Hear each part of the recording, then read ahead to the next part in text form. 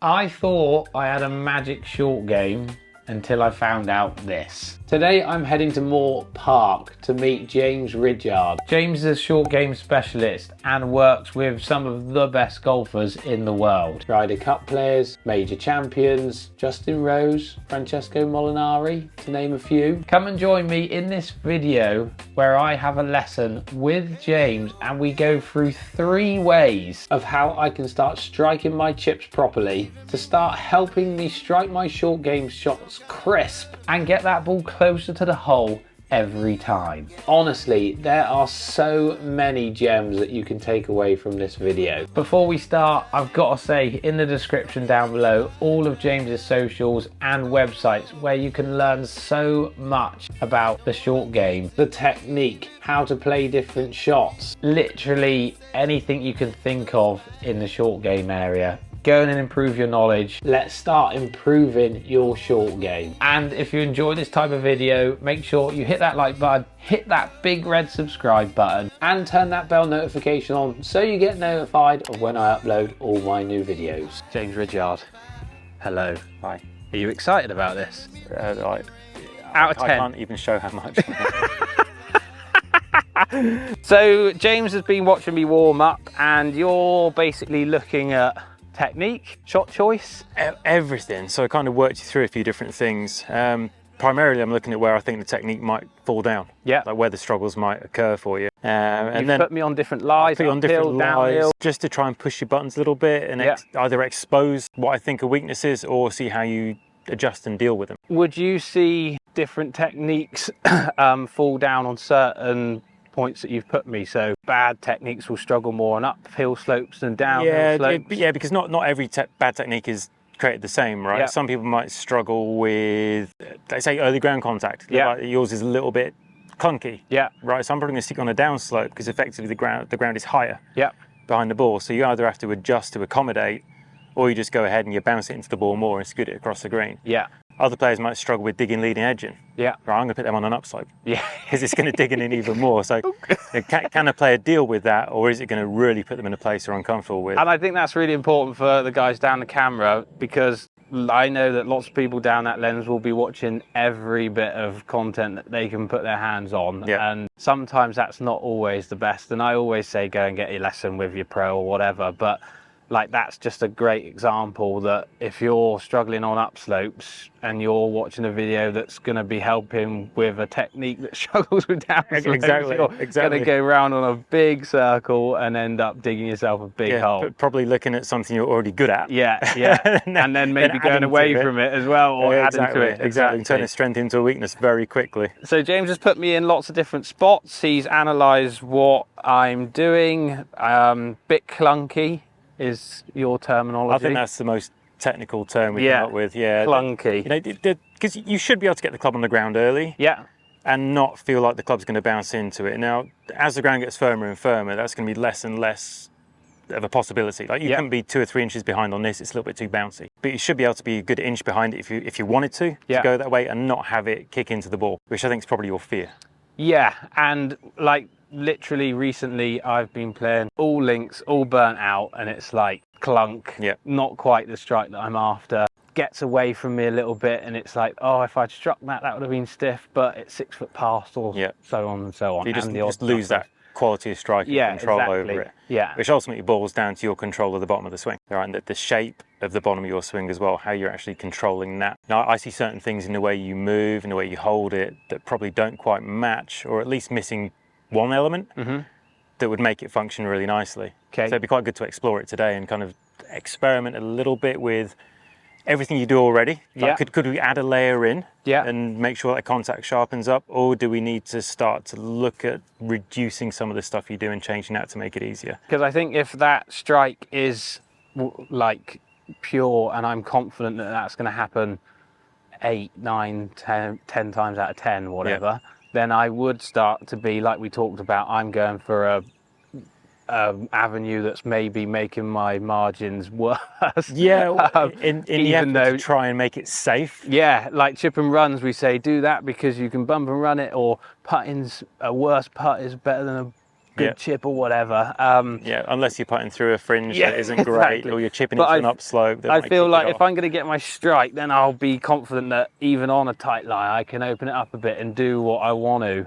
All right, so it's safe to say the goal of this is to get the strike sharpened up, right? And we can do some technical stuff, we can do some more skill-based stuff as well to really add into that, some on-course focused things you can use. Sounds too good to be true, doesn't it? Yeah. Now you're excited. Yeah, I am. I am now a 10 out of 10, like you, obviously. Do you want me to hit some? Yeah, absolutely. So we're going to go, obviously you've got the line of flags there, we're going with the second flag, so a little bit further away. Okay, I've got my 58 here for everyone watching.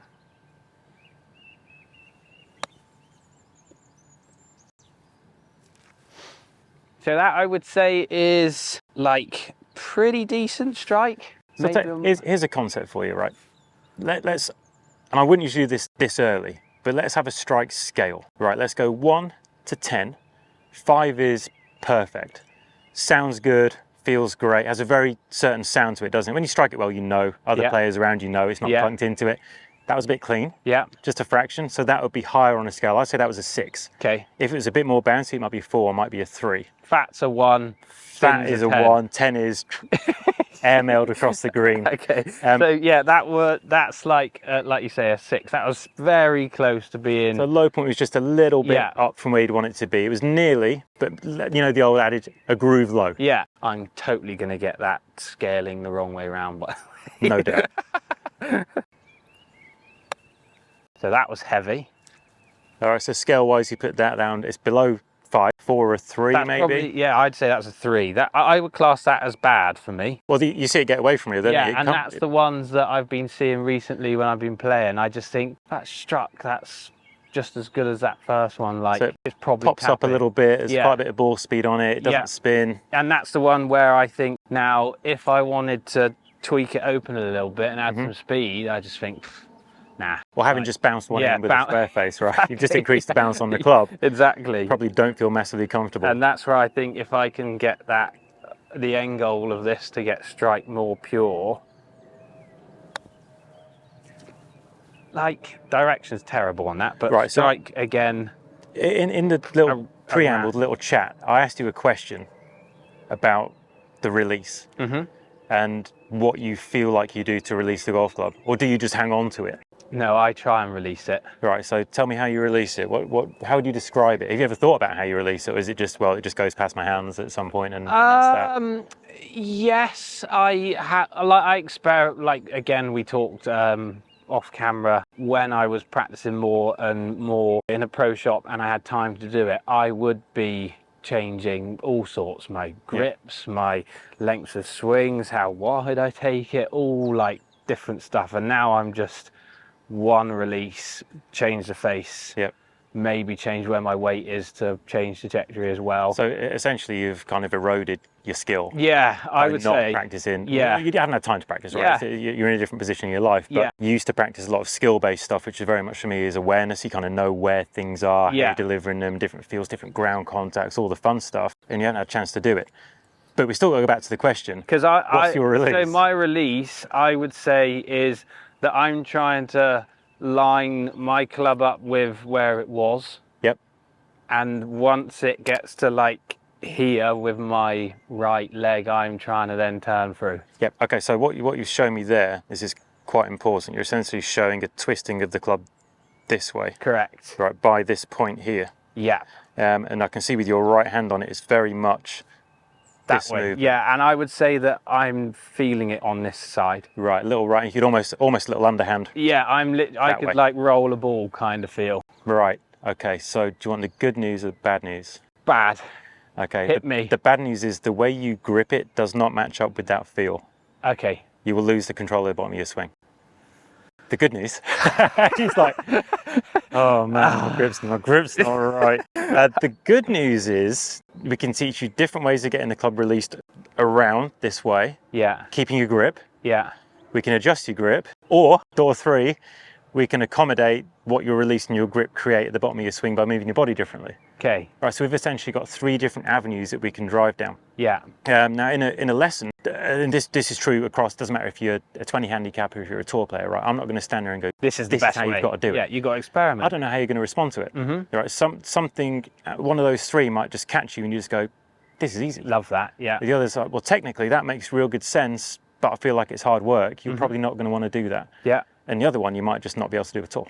And that's what I think, and I say it on my videos all the time, go and get your lessons, but I think it's important that you go on a journey with a coach rather than go and have a 30-minute lesson, disappear, never see him again. It's like, like that's rubbish for us as coaches. Like we want to go down these paths and go, well, there's 3 paths you've just given me straight off. We don't know which one's good. No. Which one, they might all work for me. One might work great, but we need to know and be able to have time to experiment with each. Exactly. That's why I barely work with anyone for less than a couple of hours. Yeah. Because I like to explore things. Yeah. The response we can't guarantee, and when that bell gets hit, because it will do. Yeah. One of the things will be best for you, then we can reinforce it and we can go through the inevitable dip. Like someone has a 30-minute lesson, you think, right, I've got it. They go away 2 days later, they've lost it. Yeah. How do they find it again? I want to kind of go through that performance dip to then pull them back up the other side, show them how to deal with it. And lots of lessons like get scared in that dip as well, don't they? They think, where are we going here? But what better time to be in that frame of mind than when you've got someone in front of you that's there to help you? Yeah. Then you don't have to like you say, I'm minimum 2 hours in lessons. Yep. And up to 4 hours probably at the max, because then you're just brain dead. 8 hours. 8 hours or something tomorrow. Exactly. I'll be done after 4. Got a golf school tomorrow. Like, right, so I'll tell you, see you later. I'll put the ball in your court and say, right, we've got these 3 options. Yeah. One of them is going to leave your grip intact and your release intact, but you have to move your body differently. One's going to change your grip. One's going to change your release. Where do you want to go first? I would say, so out of the 3 options, I would say that I'm skilled enough to change my grip, but I like how I grip it. Yep. And I grip it throughout my set pretty strong with my left hand and so on, and that's where I just keep it and I work my way around it. I would say body I could totally do, and I would prefer to do either body or release rather than grip change. Yep, okay. Not saying that I couldn't do grip change, I just feel like either of those would probably be easier than, because I'm going to go home and grip it like this tomorrow. No doubt. And I'll grip it like that with my driver. I'd rather not go driver this way, short game this way. Right. Like I'd rather just be able to feel something. I'm just going to stop him there for a second though, because I get that pushback quite a bit. Do you? Okay. That's fine. And the standard response is, do you grip your putter the same as you grip your driver? Yes. I don't want to separate of course the parts I do. of the game. There is no chance. Right, so you can't win that argument, but that's a preference. I'm not going to change that, and that's not a problem. Yeah. That's fine. But I could totally grip it weak and do the same feels. I could. No doubt.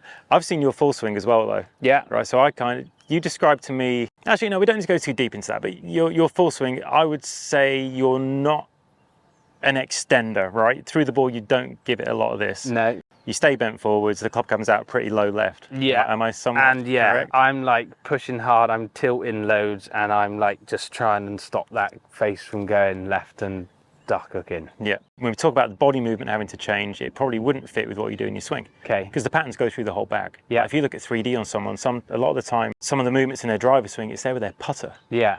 Right. Just a very tiny version of it. So I kind of had an idea of the shape of your swing anyway. That doesn't mean I'm not happy to visit body. I am. Yeah, yeah. Because it's probably the lowest hanging fruit, as in you can do everything you do already. Let's just add this in. Yeah. It just wouldn't be my preference. Cool. But plenty of people chip it. Great. Holding it how you're holding it, releasing how you want to release it. Would you say a grip type's better or not? No, as long as it matches a release, right? If you can get those 2 things kind of match together all the time, yeah. I would say one thing is that a right hand underneath, like a strong right hand, is just no. Now, on the side of the club, great. On top of the club, fine. Underneath is not easy to deal with at all. Okay. All right, so that'd be the no-no. As far as left hand goes, weak, strong, as long as it matches the intent release to control the bottom of the swing, no issue. What should we do first then? Body or release? Release. Yeah. You're gonna love this. Right, okay. Kind of glad you said that. So your release you've described as trying to hit the club, let's say from going from parallel to the ground, round to vertical, back up the other side. Yeah. That's if there was no attachment to the club, no human there, the club would just move around like this, right? Correct. And your feel for that is a twisting of the club this way, using the right hand. Check out scoop. That's my clunk I hate that, version. though. It's not a scoop though, is it? It feels like I'm gonna scoop something. Let me show you the problem with that scoop, right? If I have a strong left hand, like yours, I put my right hand on the side, I'm gonna stand next to your nose. Yeah. It's all right. If I swing back, if I flatten this wrist out just a hair too quickly, I get aggressive with that. My left wrist uncocks and I hit you in the cheek. Okay. Right, so I've now compromised my low point, or at least vertically, right? It's behind the golf ball, it's bouncing in and up, because essentially when you do that with a strong grip, this club gets further from you a little bit too fast. That's why you could go super weak, almost palms facing each other, and you could do the same thing, and I'm just not going to reach you. I can do that all day long. Oh, like that just sounds to me like I should go that way as well now. Well, no, I'm just going to sell you on all three though, aren't I? Yeah, They're all going to sound good. Yeah. I just don't know which one you're going to do well. Yeah. But you want us to do the release first, right? Yeah, So go back on. to that. Target is to get the club from here, here to here, right? Your feeling is you have to do it this way. Yeah.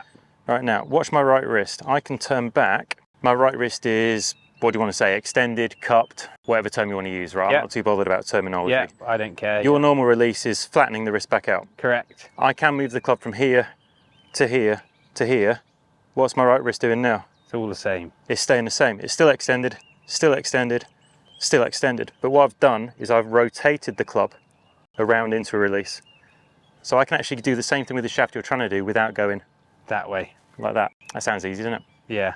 Right, let me show you how you feel this. Get yourself set up. Right, make a backswing. So what I would do, I'd actually, for the purpose of the exercise, I'd probably put a little bit more extension in there. Right, now, the goal here is to keep your right palm facing down, keep it extended, turn your body and twist the forearms, feel like a little draw, and finish like that. Whoa. I know. Okay. Now, there's a lot of players release it this way. It's more of a rotation like this. Yeah. Right, so it goes that way. This has to be very active. Yeah. Players that release it like this tend to set up face slightly open. Okay. Because they return it more square. Yeah. Then it Because began that, I would just say, if I was going to do that, I would feel like I'm going to hit a low run. Let's see you do it then. Slightly open face. It would come out lower, generally spins a bit more. So leading edge, let's get that to more like 12:30 on a clock face, not 12:30. There you go. That's 12:10, but okay, that's fine. Okay. All right, there we go. There? Good? Yep, show me the backswing only. So a little loading of the right wrist. Now, show me what the downswing's going to look like. Okay, yep, Yeah? go for it.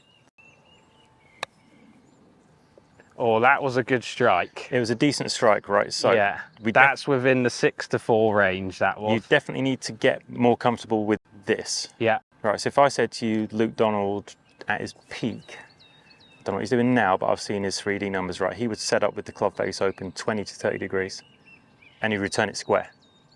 Really high rotation rates down here. Okay. And he was pretty good. Yeah. So your face needs to be more open at address because that I'm was a bit missing long left. Yeah.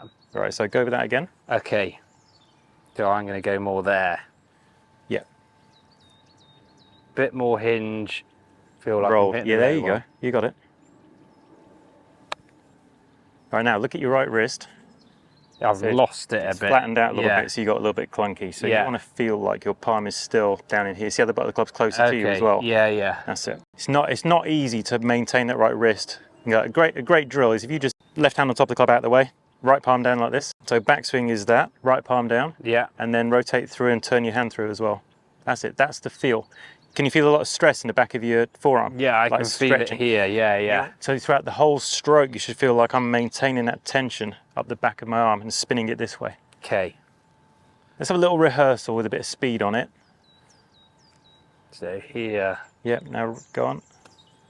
No, that way. That's it. There you go. Palm is always facing down with this release. There you go. Just a little shorter on the follow through. Yeah, it feels really close actually. Yeah, it will do. Real close. It feels like I'm kind of hitting a low spin. Imagine that.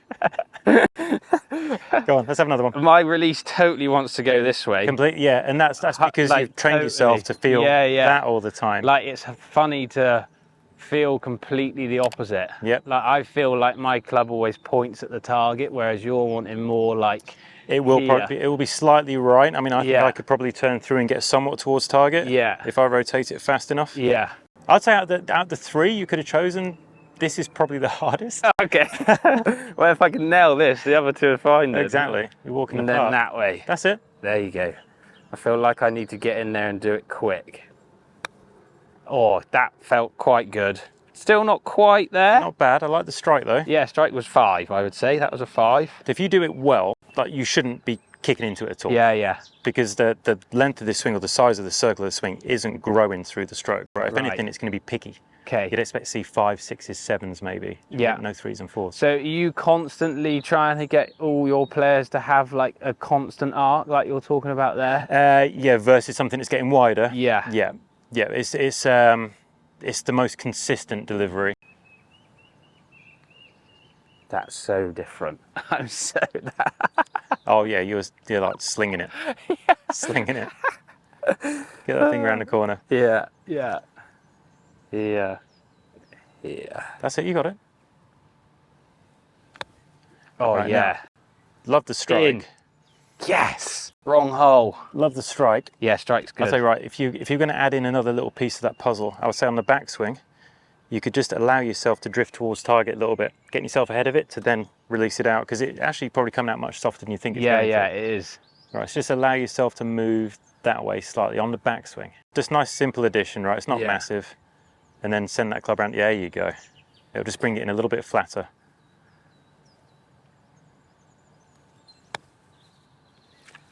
Make a backswing only again a second. So you see, you're in the habit of rotating the face open quite a bit as well. Yeah. And that automatically puts the palm out here somewhere. I'd almost want you to feel like it's down there.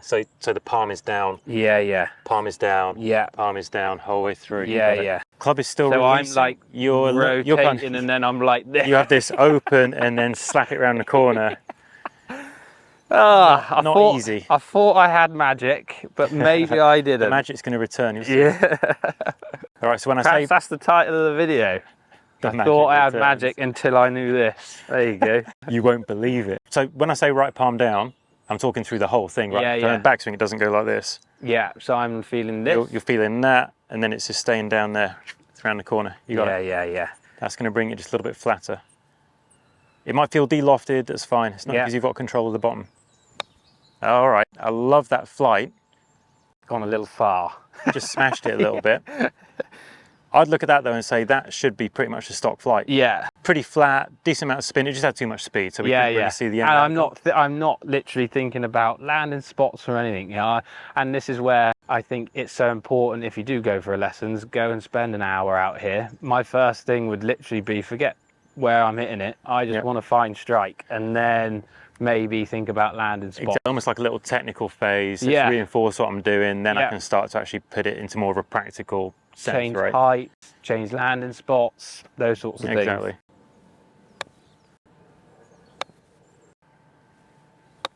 Oh, I feel like I exaggerated that one. I was waiting for that to come out.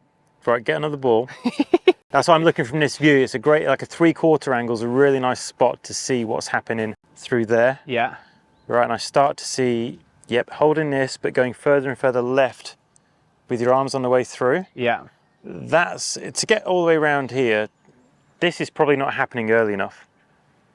I'd expect to see it finishing in here, like within the boundary of your hips. Yeah. It's not going to be out there. Now, if you go palm down and pull across yourself, the club's never going to reach the ground enough. All right, so I almost want to see you feel like palm down that rotation a little bit earlier and keep the club within the boundary of your hips into follow through here. So I'm getting over here. Dragging it way over there. So it should really be here. In there. Yeah, there you go. Which is really, you know, if anything, that's a case of marrying up how fast you turn this with how fast you turn your body. If it becomes disjointed and you drag it across, you're never going to get the club to hit the ground properly. Okay. Right, so the faster you rotate that palm, let's use the hand as reference, the less left of you your arms are going to finish. So the quicker I go down and round this way, you mean? Yeah. Yeah. So you start to finish with, if you just go through one more time, so everything doesn't finish dragged way left. Yeah. It's within the boundary of your body. Yeah. Right, that says to me that everything's a bit more synced up. I was waiting for the thin. I thought it might come because that kind of feel of holding this for you, it translates as a little bit of a drag. Yeah. It's not a drag. It's a rotation. Yeah. I can feel it here. I lose it a little bit here, and I feel like I want to go this way. And I know. I can see it. It's that. Yeah. Oh, I don't want to change my grip though. Yeah. Well, we can change my grip. You'll be doing that in a minute. Don't you worry.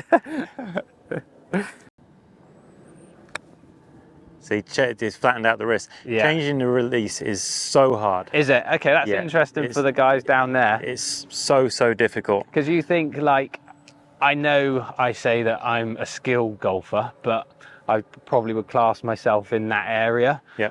I'm not a 20 handicapper struggling to hit a basic chip. Yeah.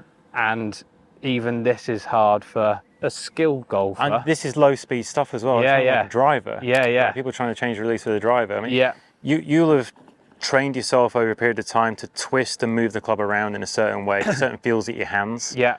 And I'm there saying, right, you're used to twisting it this way. Yeah. You're now going to twist it this way. It's almost like 90 degrees to one another. Yeah, yeah. It's a big jump. It's not as easy as you might think. But like we said early on, there's no telling the response. I see you get it for a few balls. I'm like, oh yeah, that's good. Yeah. It's like, oh no, it's disappeared again. Yeah, It disappeared too quick. Yeah. Right, so we're going to go avenue 2. I'm going to choose it. We're going to change your grip. All right, so you want it weaker? Right, so here's what you're going to do. You're going to go ultra weak left hand. We're talking Jordan Spieth, Jose Maria down. Lafabelle. Yeah, back of the left hand, pretty much facing the same way as the club face or at target. Fine. Right, ultra weak. Now, right hand on, so your palms are almost feel like they're facing each other. You can feel as much of this kind of, let's describe it as that underhand throw. Yeah. You can feel as much as that as you want with that grip, and you shouldn't bounce into it. Okay. You'd have to do something different to bounce it in, right? So that's weak. That's where you want me. Yep. Almost feeling palm to palm. I'm forgetting all of this now, Yep. and I'm just feeling about my release. You're a little underneath, clicky one. Yeah.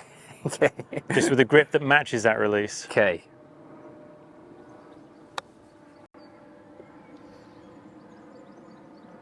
Don't like changing my grip though, does it?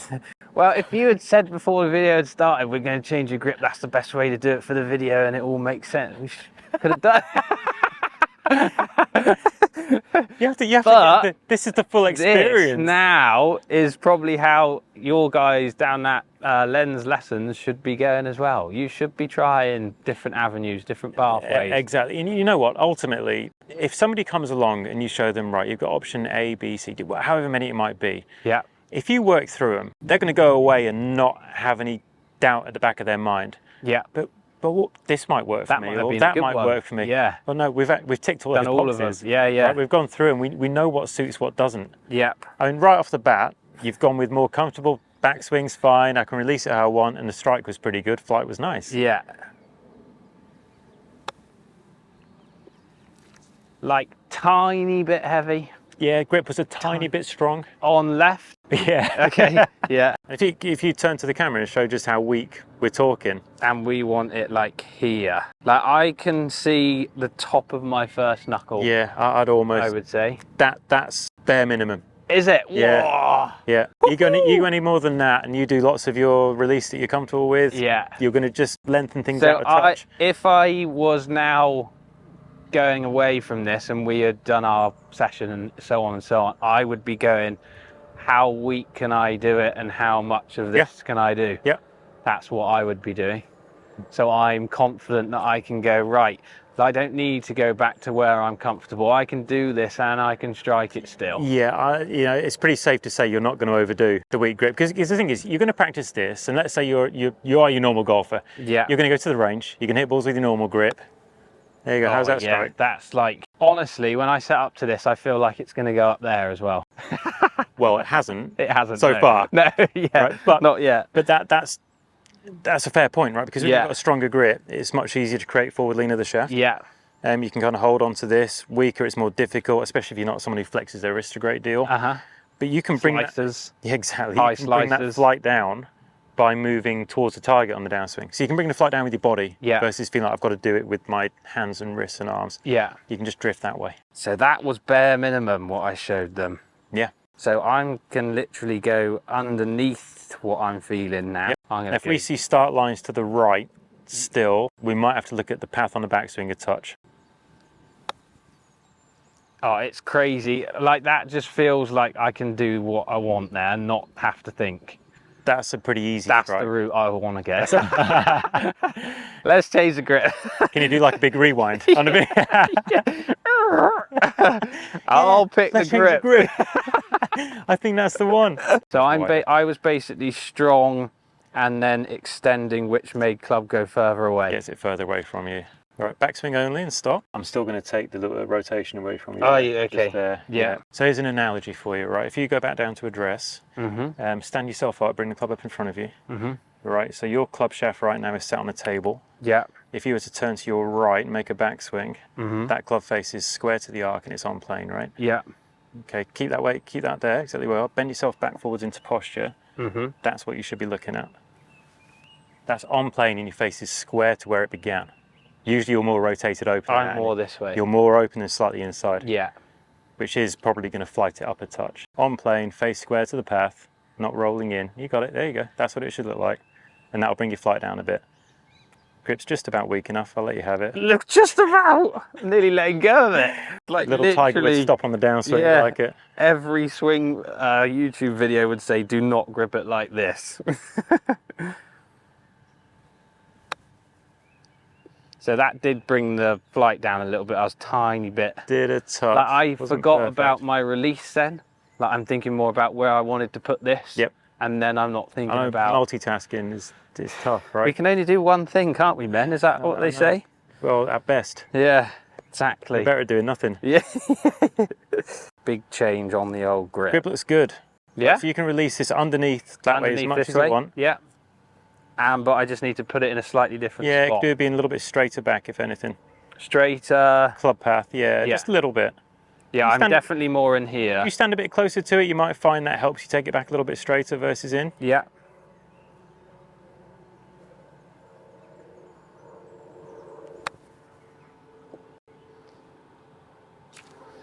Tiny bit heavy. I don't think you're letting it go as fast as you could, you know.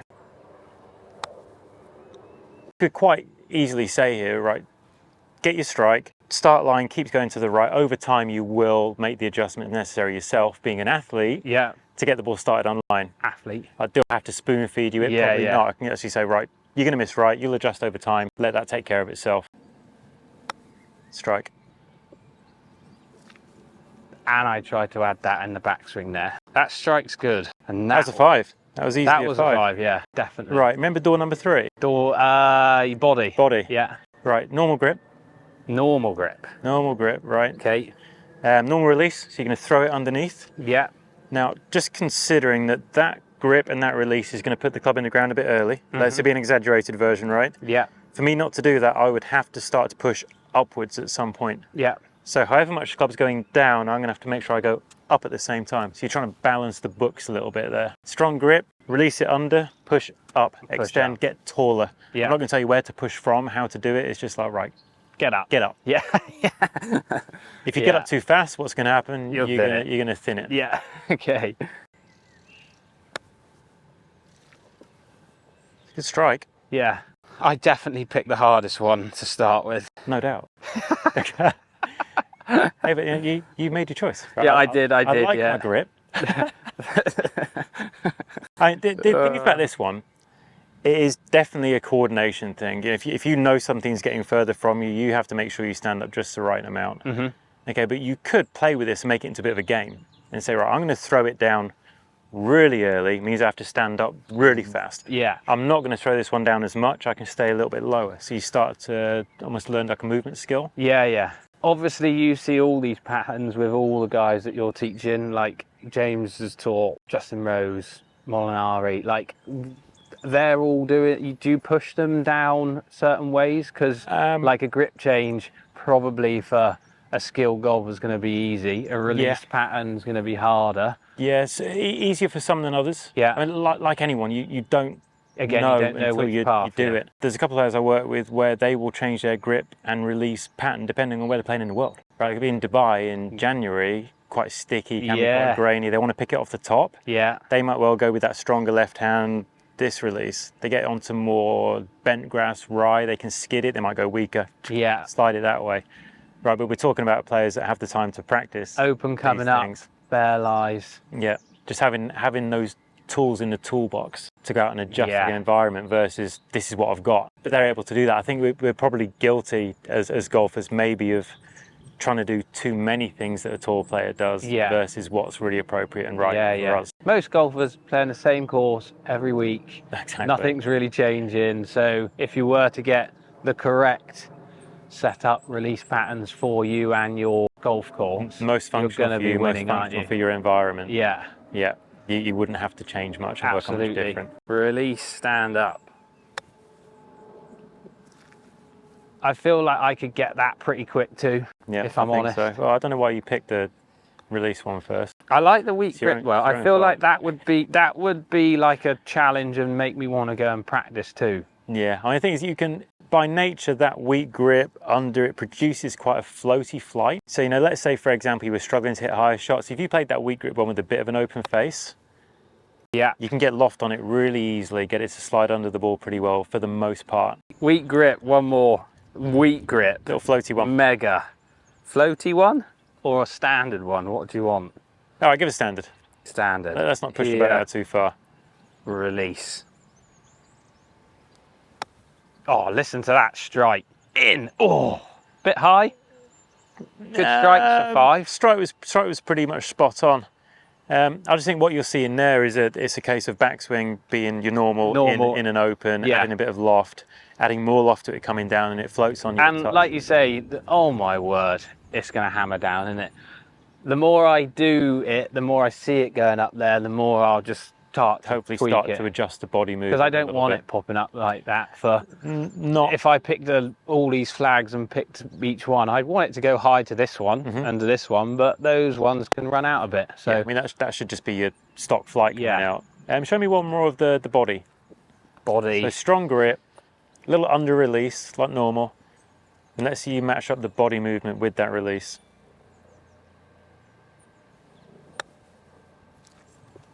I just literally feel like I'm going up here as soon as I start. I think that's the one, isn't it? Do you think that's the one? I want it to be the grip one because I want a challenge, you know? I think the grip's a close second. Yeah. Release. The reason I say I think that's the one is because if you were going to hit something higher, you would you'd have the face more open probably. Yeah. And you'd release it faster. Yeah. Now, even with the weak grip, there's kind of a limit. Because of how the wrist works, how fast you can release it, stronger grip, you can get more loft on it more easily. I think if you could release it out really quickly this way and stand up really fast, you could hit it up there really easy. But there's an external focus here, right? But you're going to make sure that part of the club strikes the ground, a little bit trailing edgy. You want a high one? Yeah, but the club's got to hit the ground, right? But you have to push up in now if you release it out really quick. Hard. A little bit, not bad though. Not bad. Went up, didn't bounce into it. Ground contact was good, so you maintain that. There we go. Oh, the magic's back. Watch out. Thanks for your time. That grip Perhaps you or the magic man. Well, maybe I'm just a puppeteer. Thanks for your time, James. Everyone go pleasure. check out James's channel for loads of great info.